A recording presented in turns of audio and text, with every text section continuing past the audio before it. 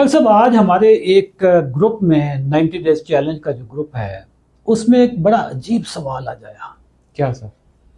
کسی نے پوچھا کہ میں کھانے کے بعد میٹھا کھا سکتا ہوں؟ تو ہماری ٹیم نے منع کر دیا.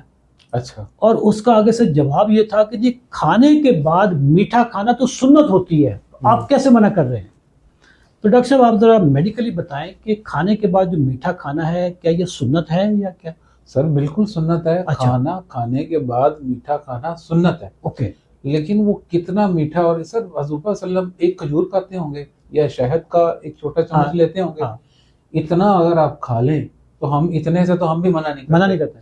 تو سنت پوری ہوگی. سنت پوری ہوگی. لیکن اس کے بعد سر اگر آپ فلودہ کھا رہے ہیں، آپ مطلب 4 روٹیاں کھا کے اوپر سے 4 روٹیاں ساتھ میں فلودہ کھا لیا جی میٹھا سمجھ کے، دو پلیٹیں چاول کی کھائی ہیں، ساتھ میں 2 فرنی کے کپ کھا لیے ہیں، یا رس ملائی بنی ہے تو فرنی بڑے مزیدار ہوتی ہے سر اوپر سے 7-8 اس کے وہ باؤل اس کے کھا لیے رس ملائی کے.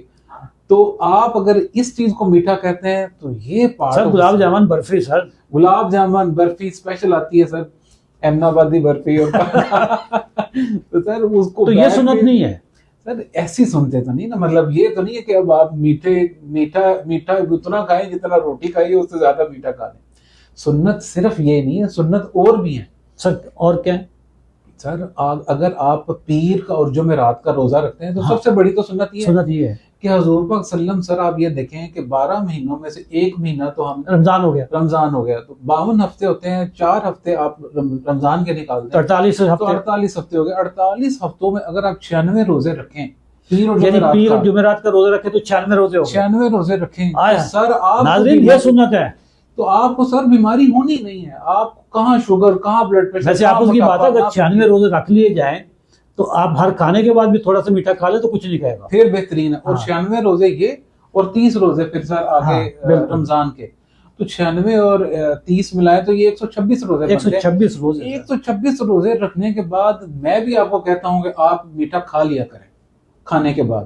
اصل سنت تو پھر ہم بھول گئے نا سر. اصل سنت بھول گئے. لیکن سر یقین کریں وہ 11 مہینے تو کوئی روزہ رکھنا نہیں، اور پھر میٹھا بھی فلودے، فرنیاں اور رس ملائیاں. اور یہ رمضان میں جو روزہ رکھتے ہیں وہ اس میں جانوروں کی طرح کھاتے ہیں ہم لوگ. سر افطاری میں ایسے کھا رہے ہوتے ہیں جیسے احسان کیا ہے. احسان نہیں، مطلب آخری افطاری ہے. آخری افطاری. اچھا میں آپ کو اور بھی سنت بتاتا ہوں. اچھا سر آپ کو یاد ہے حضور صلی اللہ علیہ وسلم نے پیٹ پہ پتھر باندھ کے جہاد کیا ہوا ہے.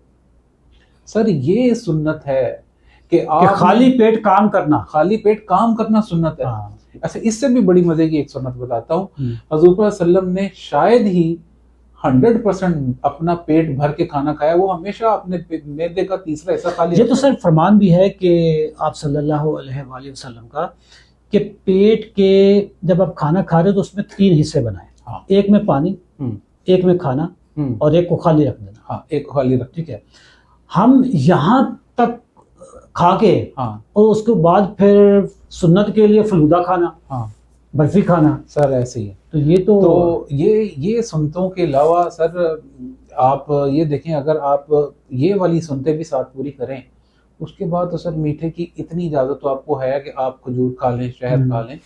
لیکن جو روایت ہم نے ڈال دی ہے گلاب جامن کی، برفیوں کی، اور بیٹھ کے سر وہ بلکہ ہوتا ہی ہے 2 پلیٹ پلاؤ کی کھا کے ایک اوپر سے زردے کی کھا لیتے ہیں سنت سمجھ کے. تو یہ میٹھا اصل سنتیں ہم بھول گئے. اصل سنتیں جو اسوہ حسنہ صلی اللہ علیہ وآلہ وسلم ہے کہ کھانا آپ ایسے کھائیں کہ آپ کا پیٹ خالی رہے. ٹھیک ہے. اور روزے رکھنا یہ سنت ہے. یہ والی سنتیں ہم بھول گئے. لیکن کھانے والی سنتیں جو ہے نا، اچھا کھانے کے اپنے آداب ہیں، کھانا ضائع نہیں کرنا، اپنے سامنے سے کھانا ہے. ٹھیک ہے. ہمارے ہاں جو بفے سسٹم لگا ہوتا ہے وہاں پہ جو ہم سنتوں کا خدا نہ خواستہ وہاں پہ جو حشر نشر کر رہے ہوتے ہیں شادیوں پہ ایسے ہم کھانا ضائع کرتے ہیں.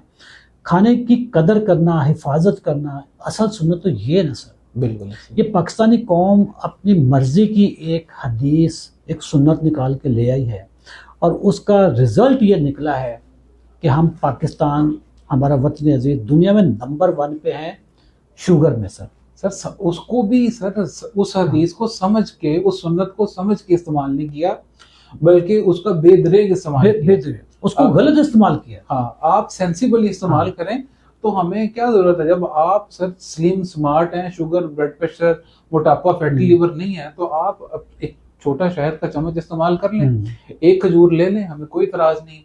لیکن اس طرح سر جو ہماری روایت ڈلتی جا رہی ہے, آپ یہ دیکھیں کوئی شادی اب ایسی نہیں ہوتی جس میں کھانے کے بعد میٹھا نہیں دیا جاتا.